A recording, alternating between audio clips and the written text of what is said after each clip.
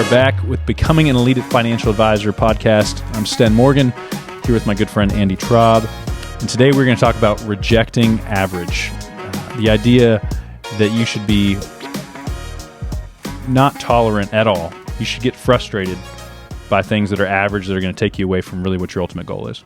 There's people I know that have, and it sounds abrasive at first when you experience it, but they're very, very intolerant of just average things in their life. And if you are average, it actually sort of like you're confronted with it because you're just like, what are you saying? I'm not. But someone much wiser than you or I at some point in life said, you get what you tolerate. And we're going to talk about that today in the spirit of financial advisors. Is what are advisors tolerating? We talked to hundreds of advisors, and it is amazing what they have deemed normal or okay within the industry. And and we will ask them, why are you okay with that? And they're like, I don't know. Yeah. I think the biggest obstacle when I've talked to thousands of advisors at this point is that they believe there's a massive trade-off between quality of life and the things that people are talking more about now, which is like a balance, time with family, travel, and success in this business. So, but ultimately what they're saying is, ultimately that's an excuse. And frankly, it's a lie. Because it is a myth that in order to get A, I have to give up, B, C, and D. Like it's not true. And so I had the benefit you put in front of yourself. It's an invented objection, right? And I had the benefit of just having so many repetitions in front of others' advisors and practices, which when I was only in practice, I didn't get. I was just showing up to work, maybe with the 5 or 6 advisors around me, and that was my only exposure. As I started speaking and coaching, I realized, okay, there are advisors with a crazy level of success, and now I get to ask them about their life. And over again, I found people that, wow, okay, you only work that much? Like, many of these advisors are working less than the average advisor and making 10 times more. So that's the fact. For most advisors, after they initially reject that, if they're willing to hang in that conversation, the question is, okay, now I know it's possible. Now I need to figure out, and I need to become passionate about figuring out, how do I do that too? So we're going to talk about some practical ways to measure if you're rejecting average or not. And I hope, and this is actually ties in very well with what we're going to talk about, is I hope that it makes you uncomfortable. That's our goal today. So, and as we dive into these, I want you to know that 2x success from where you are is possible while working less. So these are some truths I want you to hold on to. It's possible to have a bigger impact, make more income, and work less. And we talked to a lot of advisors like, let's all agree that is true, and then we'll move forward with some things about how can you recognize today, as we ask these questions and point out these really practical areas of your life you can look at, are you currently on an average path, or are you on an elite path?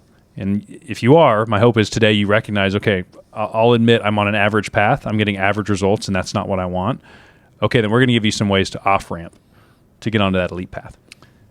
And I would also submit, and tell me if I'm wrong, Sten, here, but that the industry as a whole, the average way of developing is to have a lot of advisors go forth, and then the ones who sort of figure it out survive, right? That's the average. And what I would submit is trial by error is average, right? And I would submit is that's the average. But why are we okay with that?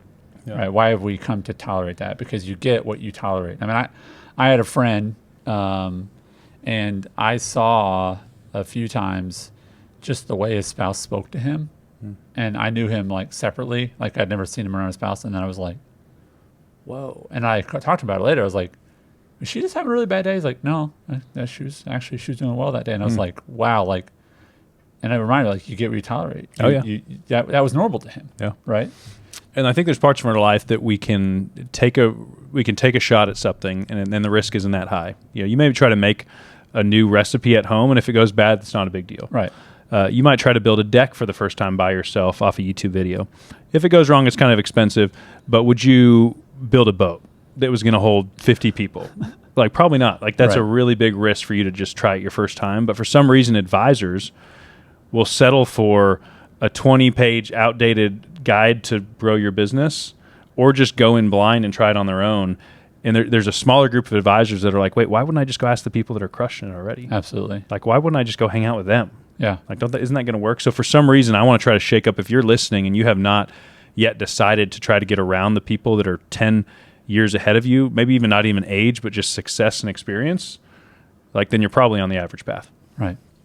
And so, again, we want you to be uncomfortable. So here we go. First one, if you are investing more in retirement than you are in your business, that's a problem. Yeah. That is the average path. And we know that firsthand because we meet with advisors and we're trying to coach them, because at times our community maybe is a little too intense for them, or they don't want to try to charge fees for their advice and time or increase their fees. And Andy's just such a good coach that if he gets on the phone with somebody, he's going to just naturally push them. He's like, okay, then what are you doing? Like, what's the alternative? If it's joining our community or coming to one of our live events or doing nothing, that's a problem. Right. Like, just do something. But a lot of times when they're like, well, I just don't know where I'm going to find it in the company budget. And if you say, okay, are you funding an IRA, a Roth, a 401k? Look at the history of the market. Yeah. And again, I'm a fan of the market. And if you think that is a better investment than you and your business, which every dollar I put in my business for myself is probably 100x return, I'm going to do as much of that as possible. Yeah. And then when the money is everywhere and you can't fund your accounts, then you'll make up for it. But your business and you are the best investment hand down you'll ever make in your life. Yeah. And it's great to hear advisors say that back to me as I'm on a call coaching them. And I'll say something like, are you more valuable than the market? I mean, I had a call an hour ago with a client, with an advisor. And I said, is the money better spent on Eric or in the market? And he's like, me. And it's like, so do it. As much as you can. That's right. As much as you can, yeah. right? And that's the blessing of being a business owner, right? Because you know what happens if you invent something or you come up with something when you work for someone else? They own that thing, generally, yeah, right? No, this is true. All the research companies or Google or whatever, you invented that, they own it, right? But when you invest in yourself and you make yourself better, guess who benefits? You do. Your company does, right? Yep. And what we know from our course, for example, we have advisors that went from never charging for their advice and ideas, like I did for years. I'm just going to give all this time and energy away for free in the hope they transfer an investment account or buy an insurance policy from me. So we know now their advisors, within 6 months of taking our course or our live event, they're like nearing 6 figures of new revenue, but that keeps going. Yeah. Like that renews or only goes up and gets you more investment dollars. Yeah. And our practice has been charging fees long enough to know that, roughly 5 years, wait, that investment we've made to hire an extra team member, that's a 50x return on our practice in perpetuity.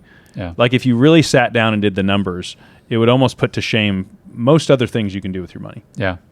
And here's the beauty of this when you think about investing in yourself, where it also translates to, and we'll go to the second point, is that you should do this with clients when you're sitting down with them. We talk about quantifying the value of the advice. Oh, yeah. I talked with another advisor today, and I said, have you ever charged your fee? He's like, well, no. And I said, well, tell me an example of the last time you worked with someone. He's like, man, I was totally kicking myself. I showed this lady how she could save $2,000 a month for the next 10 years. And he said, I didn't charge her. I said, it'll come back to me in referrals, right? And it's like, no, it won't, right? Probably not, right? And if you do get referrals, they're not ready to pay for your advice because you didn't charge her. Yep. And I said, so what was the value of that piece of advice? What was that investment worth? And I said, it's $250,000. It's $24,000 for the next 10 years. That's $250,000. And he just shook his head. He's like, man. And my point being that when you recognize you cannot tolerate thinking $2,000 when it's $250,000. That's right. So people think, oh, this is just a one decision today. No, it's not. It affects not hiring that person for another month. You just missed out on a very simple investment of hiring someone for 1 month that could have paid off in 10, 20, 30x. And we quantify the value of ideas with clients all the time. It's almost like a calculator for the cost of inaction. Yeah. Would be awesome. We'll work on that. We'll work on that. I don't know how long that would take to figure out. But do that for every decision also. There's hey, what's the benefit of this? But also the cost of it. If you look at it like that number is going to get big if I don't take action. And if you're an advisor and you are not charging for your ideas and advice yet, that's a problem. Yeah. And you better be pursuing aggressively to kind of, for me, it was all the head trash of being trained in a system of like the products are all that matter. My time and ideas don't matter. And this is coming. This is the future of our business. And so if you're listening to this and you're like, I've never charged a fee, or my financial planning fees are $500 or $1,000, the biggest problem is you don't see the value in what you do, and you need a system around it. Yeah. And so that, again, another really practical thing of like, if you're not charging for your ideas and time and you're a financial advisor, you are today on the path of average. 10 years ago, maybe you were doing all right. Today, that is average. The next concept would be, are you currently paying or seeking outside counsel or feedback? Is this a private coach, a business coach? Is it I'm part of a community, like the EAN community, where we get on calls and challenge each other and hold each other accountable? Or do you have some other group? If you are on an island, or say even just reading books isn't a bad thing, but that is more of an average path than an elite path thing. If you do not have accountability that you are paying for and investing in, that's a problem. An elite path of reading a book is, I read this, and you do this, and I do this, is we'll say, hey, I read this. Let's implement this idea into our business this week. Yep. Let's apply it. Again, I don't think knowledge is power. I think applied knowledge is power. And so you have to apply these things. And what I find is people sort of, it's getting sort of obese with ideas, and that you don't, like, you're not meant to just eat and not move. Yep. Right? You're not meant to learn and not verbalize those things and put them into place. And so that's the problem, is even if you're listening to this podcast, if you subscribe to 15 different podcasts and your business isn't growing, then unsubscribe from all the other ones except for this one. That's right. My point is, there are people I know, it's like they're just addicted to learning. That's a great point. And the problem is, it feels good and you feel smarter. Yeah, you're checking a box for sure. But where's the risk? Where's the risk in learning? Yeah. Like, a professional student costs money. Yeah. You don't make money from that. Yeah. Right. And I would also submit, you're not really helping the world by learning a lot. You're not helping your family. You're not really helping you. You have to apply what you're learning. And that's why I found that people will laugh at people who execute early and learn, because they're like, oh, you're not an expert. It's like, but I'm going to be one faster than you are, because I'm implementing. Right. Yeah, that's a great point. I love that. The next point would be, if I was to ask you the question as you listen to this, what is the most uncomfortable thing you've done in the last week or two? Most people do not have an answer to that question. So there are ways to create that experience for yourself. Physically, it might be a cold plunge. It may be an intense workout. You need to do something that is rewiring your body's defense mechanism to, like, that seems uncomfortable or hard, so I'm going to avoid it. Yeah. Instead, and this is something that's taken me years to try to retrain myself, and it's become more and more natural, that if something's hard, it actually catches my attention. I'm like, hey, there might be something there. Right. Because I have enough experience now of doing miserably hard thing to look back and be like, that always made me better, whether it was physically, mentally, speaking courses, advisor trainings, even asking my team to sit down and give me active feedback on how I am as a leader. Like, all this stuff is welcoming discomfort. Yeah. But yet when we ask advisors, most people do not have a good answer to that question. No, and I think it's because we are not, I would say, designed by default to like hard things. Yeah. And so the wiring of elite people, and again, we're trying to get you on an elite path, elite advisor, right? Yeah. We're trying to get you. So what do they do? And I would submit is that elite advisors take hard things and they change them from stop signs to mile markers. So a hard thing, stop. That's hard. I'm going to stop. I'm not going to go do that thing. Yep. Versus like, oh, hard things, that's progress, right? Like, that's another mile marker. Yep. Oh, where's the next hard thing? Because if I find the next hard thing, what's that mean? I'm growing. Right. That's a mile marker. I like that. And again, most people, and again, I don't fault you if you don't know, but now that you do know, and you probably did know before the show, but it's hard. Okay, I'm going to, no, it's not like, don't jump off a building. That's hard, right? But like, what are the things you're going to go pursue that make you, and I love the way you said it, I think you said uncomfortable. Yeah. Right? Is pursue discomfort. Yep. And I will just say this, there are conversations, I had another one today, and I said, hey, I was 3 things I want to talk about, but let me start with the first one, which is I need to just start with an apology. I apologize that I didn't handle that well. I should have. I know you're probably not mad at me because you're a good guy. The other guy's not mad at me, but like, I just want to start by saying I'm sorry. Didn't want to do that, Sten. Yeah. I wanted there to be two things to talk about in that conversation. And the one was the one that I could be like, oh, and the guy probably would have forgiven me anyway, but I was like, I want to do and you know what? That makes me better at being okay with being wrong and moving forward, better relationship, pursue things that make you uncomfortable. And I think at times a lie could be like you look at somebody else, you're like, oh, it's easier for them. No, it's still hard. You know, like when I get into a cold plunge, it's going to hurt just as much as when you get into a cold plunge. Yeah. If I do a hard workout, there's days where I'm like, this doesn't feel good. I don't want to do that. If I pitch a new client with something difficult and I had to sit down ahead of time and I'm like, there's a good chance they're going to reject me. Like, it's hard for all of us. It's just the people that push through that say, on the other side of this, what's the worst that can happen? Yeah. And a lot of times the worst that's going to happen is you're just going to be back where you are right now. But the higher probability is you're going to be better off. Like you'll be farther ahead. You'll have a new awareness, a better understanding of like, oh, that's what's going to push me forward. So if you can't answer that question, if you can't look at something in the last week, 2, 3, even a month, I'll give you a month to say that I did this and it was uncomfortable. Everything in my body was telling me to not do it. Yeah. Yet I leaned into it. I think the next level of elite is to, either before you go into the office or the night before, to look at your schedule and say, what am I going to do tomorrow that I don't want to do? Yeah. I mean, there are things on my calendar today. I was like, I don't want to do that. Yeah. And that, again, these are not like deep thoughts you have sometimes. Sometimes it's just like, I don't want to do that. And you're like, I need to do that. Yep.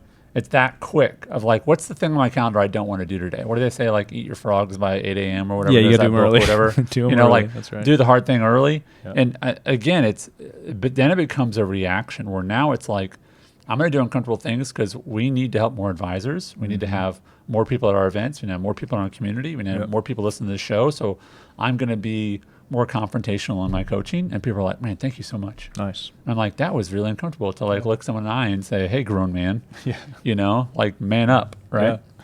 I think Andy just welcomed everybody listening to call. If you are not getting uncomfortable and you need help getting uncomfortable, I would be happy. We'll help you get you uncomfortable. I will be happy. And again, here's not that the conversation will be uncomfortable, but probably but long awkward silences. But here's the great thing about when you're around mature people who know that it's the right thing for them. You and I, frankly, have uncomfortable conversations probably once a week, Yes. right? Yeah. Probably once a week. Yeah. But when you know that person has your benefit, you're like, let's do it. Yeah. Right. Let's have that because on the other side of it is what you want, and there's something that is so just moronic, backwards, whatever, that it's like, that the best thing is on the other side of the hard thing. And yet our humanness says, oh, I'm just going to stay average. I'm just going to avoid the hard thing. And there's nobody that's elite who avoids the hard things. Yeah. There's this is part of a different men's group I'm part of. They talk about the buffalo, how like on the plains. Oh, is the buffalo cow thing? Where they run through the storm into it? Yeah. Yeah, how like the buffalo, the cow will run away from a storm. Okay, stop, back up, because like this is awesome. You're throwing me off. You got to give people the whole thing, because we just threw out buffalo. And I don't know if I know the whole thing. The high level thing is I do. Cows run away from it. All right, so they stay in it longer. Storm's coming, and they see the storm coming. Andy's going to tell a story. And they start running away. The cows do. That's right. And what happens when you try to run away from a storm and you're a cow? Prolongs it. You lose. Yes. You're just sitting in it longer. It dumps on you, right? And then you've got buffalo, and they run into the storm, and they cut right through it, and they get through it faster. Right? I just feel like qualified to say that because I used to live in South Dakota, and we had legit a lot of buffaloes. Oh, I've only seen like domesticated buffalo. Oh, no. You have just like roaming buffalo? On our honeymoon, there was one like 100 yards away, and Sarah's like, stay away from it. I'm like, honey, I got you. Then we went over the crest of this hill, and there was like 1,000. Crazy. And I was like, within like 20 feet. And I was like, okay, we're good. I'm calm. I'm totally calm. I did not tell her in that moment the story about the buffalo and how they run through the storm. Smart, yeah. But it is the wisdom of saying, I'm going to go through the hard thing because on the other side, it's better. And and what's amazing to me and is if you ask anybody later on in life, like no one's going to argue, you should have taken the easy way. Or, hey, my younger self, man, I'm really glad you stopped doing the hard stuff because we're better off for it. And it's just a fascinating part of human nature. It's like we all know in our gut there's a route or a path that we will take that we will be proud of, that'll be harder, that our families will benefit from, that we'll benefit from, that like our future self is going to say, man, good job. Yet still we are all drug and pulled towards this average, safe path. And so I think as opposed to trying to say, let's rewire our human nature overnight, Let's just learn to get really aware of when it feels like we're getting tugged in that way, and then just pull ourselves back. Yeah. And that could be, again, accountability. That could be weekly meditations. When I come to my office, I have things hanging up where it's like, oh, it's a visual reminder of like, okay, Sten, don't be lazy today. Hey, don't get caught in that thing. Like, because we need that. I could just say, hey, someday magically I'm not going to have those thoughts, but that's not reality. So how are you, what are you setting up in your environment to keep pushing you back, knowing that your tendency without any action is going to be average, to constantly redirect yourself to this elite, harder path? Right. But it's counterintuitive, or it doesn't, we're not drawn to say, hey, I want to go sign up for something difficult. Yeah. Right. And yet those who really get ahead, those who become elite, I talked to an advisor today from our community, and he just casually mentioned, I doubled my business in the last year. And I'm like, oh, okay. And remind me, how long you been in EN? He's like, a year. He's like, yeah, man, it's not the only thing, but it's been a huge part of me doubling my business. Yeah. And it's like, okay. And it's like, I guarantee you that doubling his business meant more than the 7 or 8K he spent coming to an in-person event, being a part of our online calls. And he's there for all the calls. Yeah. And it's working. He's engaged. That's right. Right. And it's uncomfortable. And I grill him and he's like, thank you. You know what I mean? Yeah. We all need that. And now he's an advocate. The last one I want to jump into is, when is the last time you failed at something? If somebody asks you that question and you don't have an answer, that's an indicator that you're probably not making risky choices as an entrepreneur and your family and physically. You should be able to say, I pitched this plan for 10,000 and they said no. Yeah. Good job. That's actually something to celebrate. Okay, now why did they say no? It creates more questions that we can solve. But if everyone's saying yes to your $750 financial plan for you to work with them for a year, that's a problem. Yeah.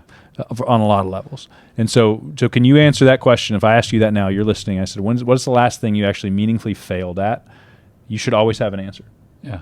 And if you don't, and if it's, hey, I'm investing more in my retirement accounts than my business, that's not a good indicator. If you do not have one or two groups or people around you that are constantly keeping you accountable and challenging you, that's a problem. If you are not getting uncomfortable frequently, that's a problem. And if you haven't failed recently, that's a problem. There's a long list of things we can do, but we want to come up with 4 practical things. If you're listening, these are indicators that you're like, hey, I might be on an average path and I don't know it. Yeah. Therefore, I need to somehow put up some mirrors around me to where I can just become more self-aware. And a lot of times EAN is that mirror for people. Yeah. And they get around us like, oh my gosh, like I had no idea this world existed. I was happy over here paying my bills and hanging out, but I'm open to explore what this is. One of the things I'm encouraged by is when people on a really practical level, like they say, Gary Vee says this. He said, they said, how are you so comfortable with failure? He said, because I never sign up for fatal failure. Fatal failure is I'm going to bet it all. He's like, I never bet it all. Yeah. He's like, but you make smart tries at things and you fail and you learn from them. He said, but don't bet it all. We're not saying that kind of failure. And again, that's an excuse someone will say, like, I don't want to fail. I want to risk it all. Nobody said risk it all. Yep. Right. But what we are saying is you have to be willing to try things and then you learn this new limit. Because what we'll find is so fascinating is we'll do a workshop and they'll go back and they'll say, here's my new plan number. And someone will say yes. And you're like, oh, okay. Right. And it's like, and again, it's not always about a bigger number, but it's about understanding the value and charging appropriately for that value. And it's about willing to say, okay, they didn't say yes. Why is that? I mean, that's why our event coming up in May, we have you cannot fail built-in guarantee, which is if you go 0 for 4, we give you your money back. Yeah. And so that is, you go 0 for 2, the rule is you have to call me and I have to say, here's what you're doing wrong. Let's figure that out. Yeah. And the good news is companies don't give guarantees if they don't think it's going to work. We've never, I think, that I recall, given any refund to anybody because they come and they're like, this is 10x what I thought it was going to be. I've increased my planning fees by double tomorrow. But for us, we just have to help people overcome the fear of failure or loss for them to see the light. And we're confident that it's like they get a little peek, they're forever different. Yeah. And again, this could sound like a heavy-handed episode, but ultimately our desire for you is to be elite. Yep. Right. I'll end with this, and then you can end if you have anything else. But it's baseball season. You just get baseball analogies again. Nice. But I had a kid yesterday. You always use them, don't you? Is that an all-year-round thing? No, I've stopped for a while. I haven't had any good ones. But listen to this. This is great from a coaching perspective. My son invited a few of his friends who are not good at baseball to join our baseball team. Uh-oh. And so, great kids though. So this kid comes on Saturday, and he hasn't played since T-ball. He's 16, right? So about 10 years he hasn't touched a bat. So he comes to practice on Saturday. On Sunday, I see him at church, and I said, "Hey, how you doing, Big R?" He's like, "Good, man." I said, "No, you have to call me Coach Andy now." He said, "That's fine." I said, "How was practice?" He goes, "You know what I really liked is you told me the things I wasn't good at." And I was like, "It's a smart 16-year-old." What do you mean? Man. And he's like, "Well, like other coaches I've had for other sports and stuff, they just tell me all they just try to pump me up with like positive things, but like I don't get better." And I was like, "Well, buddy, I'm going to tell you the stuff you're doing wrong, you know. So buckle your seatbelt, right?" That's right. But again, he's mature enough to say, "I want to get better, Yep. so make me uncomfortable." Yep.